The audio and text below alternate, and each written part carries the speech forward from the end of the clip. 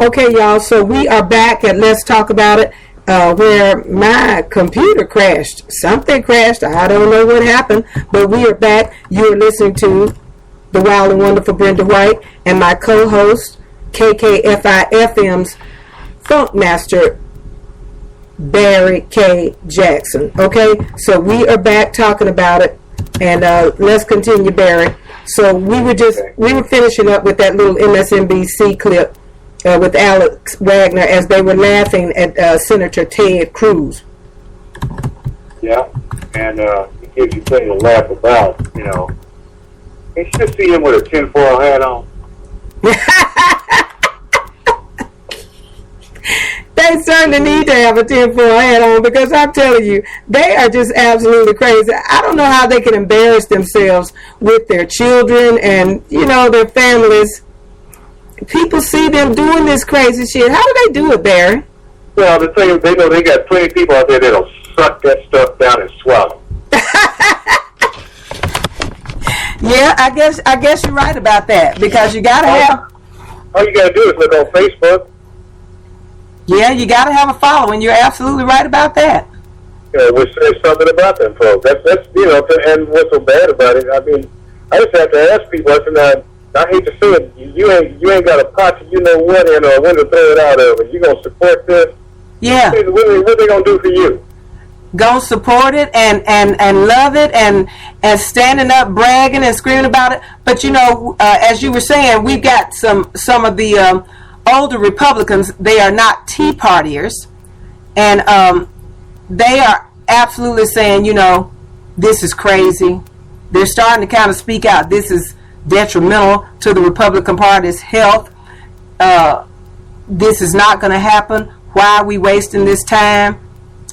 It's just amazing. I don't understand at all.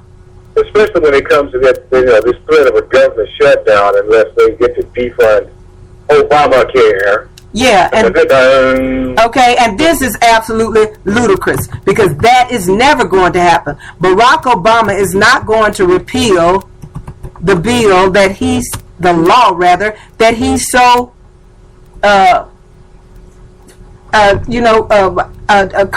courageously fought for. He's not going to repeal that. So they just continue to waste our money, will not pass not one jobs bill for the president, won't come up with one, can't pass one. It's just amazing. And I'm telling you, I'm excited. I can hardly wait until the 2016 presidential election happens. I can hardly wait. I can't wait for the 2014 midterm. Oh yeah, that's when we get rid of our crazy ass governors. Well, not only that, but you get a bunch of those congressmen, Republican congressmen, are going to lose some seats. They're going to, of course, they're going to have to be drug out there kicking and screaming. Yeah. Nonetheless, but nevertheless, some of them are going because people are getting tired, and especially with these voter suppression laws they're coming up with. They tried that in 2012, and it made people mad. Yes, you had a lot of people that didn't get to vote early, a lot of people that had to stand in line, and that type of thing. But what it did was it made people so angry, they said, well, I'm going to make sure that I'm there. Mm-hmm. And in fact, we almost had almost the same turnout in 2012 that we had in 08. And, you know, they just cannot believe that the demographics have changed to the extent that people are just saying, I am not putting up with this. Yeah, I'm absolutely tired of this foolishness. And we really are. I mean, they could have thrown that money into helping people save their homes or anything. This money that they are wasting trying to repeal Obamacare. We gotta kill the bill. It's not a bill. It's the law. Yeah. And it's not going anywhere. And I just really, really, really hope that people start paying closer attention to this mess and understand that these bastards don't care about us. Yeah. They don't even care about America if they come up here with this food thing, what is it that's coming up? The one where we get our credit downgraded, the debt limit. Yeah. Here they go threatening that again. And trying to justify it. Yeah, we're not going to fund Obamacare. Yes, you are, because it's already a law. And then now you have 3 more Republican governors in those red states that are saying, well, hey, we want to take a little of this money. We know you do, because Barack Obama and his team, they did a lot of work on this thing. They researched it. And again, everybody will agree that the health care plan, that was Republicans' idea. Well, Barack Obama took the good parts of it and decided to say, hey, if this worked for Romney in Massachusetts, which 98% of the people in Massachusetts are covered, and they all love it. So Barry, when you have a product like this, and you roll it out, and people in one state love it, why not go nationwide with it? Well, you have to understand, they thought that they killed any effort at anything healthcare reform or universal healthcare when Bill Clinton was in office, because they just could not stand to see. Yes, I read that was Hillary involved in trying to help craft that legislation. With. They figured, once he said, okay, well, hell with it, we ain't gonna try this. They figured, okay, we got this killed for good. And then here comes this black man. It was like, oh, hell no. Okay. We can't have this. We can't have this. But then they turned around and he said, look, I want you in on the discussion on how we're gonna put this together. Yep. Then they turned around and they were the ones that came up with the mandate that people buy insurance or they face a fine. And then turned around after it passed, they couldn't believe it. They said, "Oh, well, they ain't gonna go for this. We got them to get away from that thing about the single payer health plan." Then they said, "What? This ain't passed?" Then they tried to go, "Oh no, this is unconstitutional." Wait a minute, and they used their idea as a basis for having the Supreme Court declare the whole thing unconstitutional, and the Supreme Court said, "No, we're not going to let you have it." No, we're not going to let you. And Barry, it just makes sense, because I liken it, as many others have, to car insurance. If you didn't make people have car insurance, Barry, they wouldn't have it. Well, I wish that I could have forwarded you a video of a town hall meeting in Nevada. I believe it's in Las Vegas.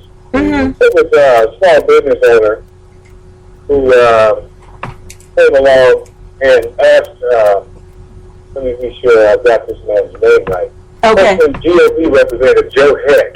Mm-hmm. And he got questioned from a constituent in what seems to be a growing backlash against Republicans for their stark opposition to Obama. Mm-hmm. And this man asked, why would you oppose the Affordable Care Act? I love it when people use the proper name of the law. Okay. He said, why would you oppose the ACA if it was passed by Congress, passed by the Senate, signed by the President, upheld by the Supreme Court, and reaffirmed by the re-election of the President of the United States who won your district? Mm-hmm. Why would you revoke something that's helping me now? It's bending the cost curve and it's going to bend the cost curve in the future. He claimed that the law wouldn't save people money in the future, especially for businesses with upwards of 50 employees. He said, the help you're getting through all those small business tax credits, what are you going to do when those go away? They're not there forever. The man said, the cost curve is being bent. The cost curve isn't being bent. Mm-hmm. The cost curve is being bent for me. You might be the exception. Mm-hmm. Some people benefit. The vast majority, I love that when they say the majority, or the American people. Yeah. I love that. What American people? It depends on who you talk to. That's right. And Barry, we already know that the majority of American people are looking forward to it. I did a story here over a year ago about a woman who she and her husband were upper class, doing very well or upper middle class. They were doing very well. And then her husband lost his job that he had for 10 years at Universal Studios, where they had excellent coverage. And then she became sick. And what did she have? Cancer. When the doctors told her that she had cancer, and she said that, they had to decide on whether to pay a COBRA, which you get COBRA for 18 months to 2 years or something, until you you get that, and then you get dropped. If you lost a job, you can get COBRA, and COBRA extends your insurance for another 18 months. Okay, so now they're coming down to the wire, and they've got to decide whether to pay the COBRA insurance payment, or pay the house note, or buy groceries, and blah blah blah. And they had to drop the insurance. And so now, the minute they do that, husband's still out of work. She goes to the hospital. She has cancer. They send her to the department, the financial department. A nurse said, we have something that can help you with that because of Obamacare. And she said she went in there, and the financial officer started asking her these different questions, and she said she was so embarrassed, and then she spoke up to the woman and said, I am not a bum. She said, this has nothing to do with you being a bum. You simply fit into the guidelines of where the Affordable Health Care Act will help you. Sure enough, this thing kicks in for her. They start paying this little bit of insurance, which was drastically reduced from what they were paying to COBRA. And her cancer treatment was $3 million. It was paid for. They paid their premiums every month. And then she was in remission. And she wrote this long letter of, I apologize, Mr. President. She apologized because she did not know. She had just listened to Fox and Friends or whomever, believed that these scare tactics that the Tea Party and the Republicans were throwing out there. It's going to kill grandma, you're going to die, you're going to have this, you're going to have that. And she believed all that mess, and she couldn't believe that she found herself in this situation with no insurance. And see, that's when it really comes home to you. That, oh my goodness, all the people that they thought, they just didn't take care of business, they didn't do what they were supposed to do. And it can be you any day, out of work, out of your insurance. And COBRA, it doesn't pay, you got to pay a little bit of a higher premium than you did when you were working for the company. And so that payment became very steep for them. And then you're deciding whether to pay the house note or whether to pay insurance. So everybody that these beautiful, heart-touching stories are constantly coming out. But it is the law of the land, people. Remember Jan Brewer, who stuck her finger in the president's face, governor of Arizona? Yeah, well, she jumped right up and took it and said that she would be crazy not to help her people, not to help the citizens of Arizona. You damn right you would. Well, I think she probably wants to see if she can benefit from it because she's probably looking at a facelift. But anyway, I just noticed that, I found another article that talks about the group of Senate Republicans who are pushing ahead with a plan to block any continuing resolution. That's in addition to raising the debt ceiling. Another way that they want to try to come up with a way to defund Obamacare, but it includes the Affordable Care Act, continuing resolution that is. That they want to block any, which basically keeps the government running. Yes. And the plan is supported by 12 lawmakers, including 2016 presidential hopefuls Marco Rubio, Republican of Florida, Ted Cruz, Republican of Texas, who joined conservative Standard Bearers Jen Ope, Republican of Oklahoma, and John Thune, Republican of South Dakota, who wrote a letter warning Senate Majority Leader Harry Reid, Democrat of Nevada, that they will block any stopgap funding measure that keeps taxpayer dollars flowing to Obamacare.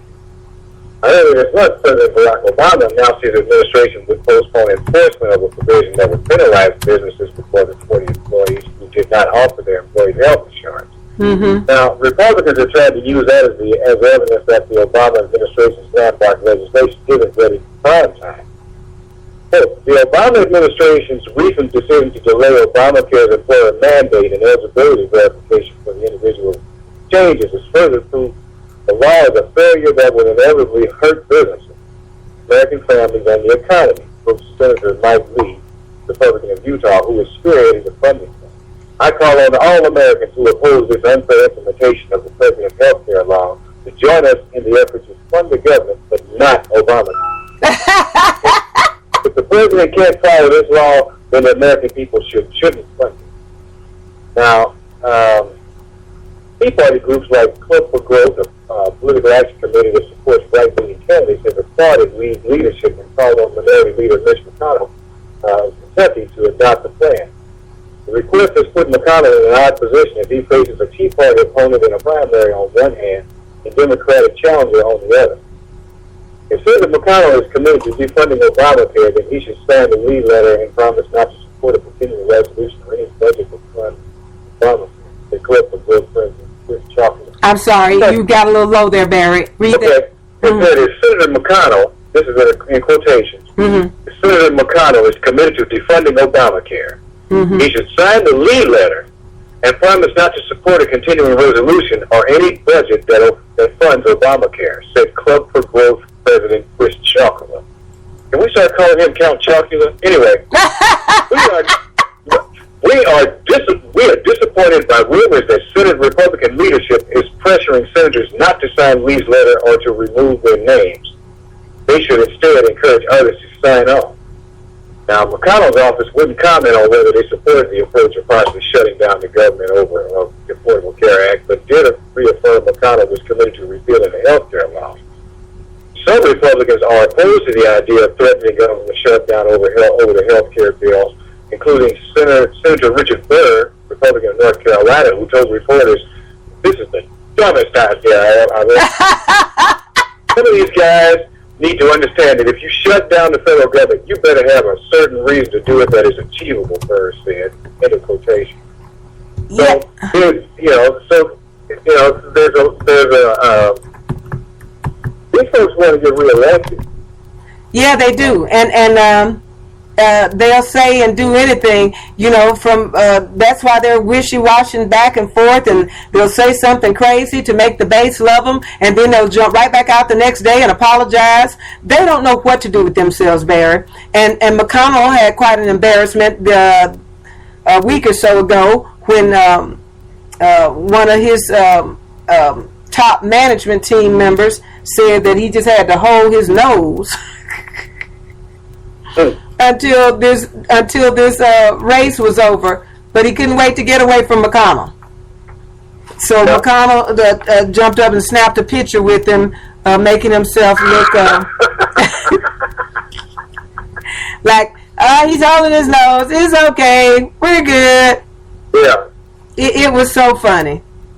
It's just amazing. It's just what you've got is you've got basically the Tea Party going after establishment Republicans and Karl Rove trying to render him null and void, and it really just shows the entire country that they don't have a message that that even the independents can follow, because people are just looking from left to right at them.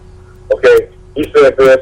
Okay, this one said that. He said this. This one said that. Mm-hmm. And it's just these people. It really hurts them because they are determined to get reelected. They spending all of their time trying to get reelected instead of governing. Yeah. So and that's it's being it's evident. So I don't know what these folks are going to do. Well, it's like the comedian says, Claire hit Mr. Black last night. He said, it is great for comedians that these fools continue to run. He said, but having Ted Cruz as a president, he said, I can't even I can't wrap my mind around that. I mean, you've got right now Senator Lamar Alexander has got a primary candidate who's decided to challenge him, and Alexander's pretty high profile. I mean, he's a former senator who once served as George H.W. Bush's education secretary. Yes, he is. And greasy Lindsey Graham is the primary opponent. And, of course, Matt Bevin entered the Kentucky Senate race against McConnell. I mean, it's too early to tell whether or not they're mounting a really formidable campaign, but it's just that the Tea Party is just saying, look, if you folks are not going to go along with our crazy agenda, we'll just primary you. Yeah, and Barry, it really is a crazy agenda. I mean, there's nothing loving about these people. They don't have any caring, understanding about the American people that they claim to want to serve. It's just amazing. There's still some question whether or not if Christine O'Donnell, the witch, she's going to run in Delaware again, and I still laugh at the lady who is the president of Women Wrestling Entertainment. She ran in Connecticut, financed her own campaign. She ran as a Tea Party candidate. It's not Stephanie McMahon, but Vince McMahon's wife. She ran twice. And people in Connecticut was like, no, you can stick to wrestling. Keep worrying about whether or not if your wrestlers are taking steroids. You ain't got no business in politics. Mm-hmm. So, but they're basically using, the Tea Party is basically using this whole, this thing about whether or not if these establishment Republicans are, they call them a rhino or Republicans in name only. And the leadership feels a little bit like Dr. Frankenstein, They, so let's face it, this Tea Party faction, they try to say this is a grassroots movement. This thing was funded by the Koch brothers and the Republican leadership all day long, and now it's taking on a life of its own, and they can't handle it. Mm-hmm. So, it's just going to be, and with the chairman of the Republican National Committee talking about not allowing CNN or NBC to post any Republican primary debates because they're thinking of doing documentaries or docudramas or movies about the early life of Hillary Clinton. I'm like, well, that's fine, because frankly, in 2012, I got so sick of seeing, Snow White and the Seven Dwarfs that, it was like, do we sit through this? I wanted to watch Law and Order. I didn't want to watch, I wanted to watch AC 360 or something like that.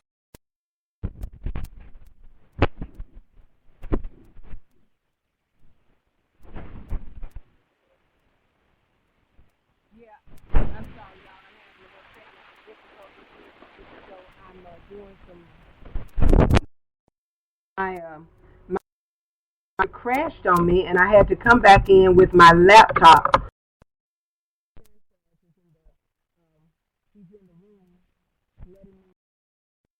I at all, and he's saying that there's some static. So I apologize.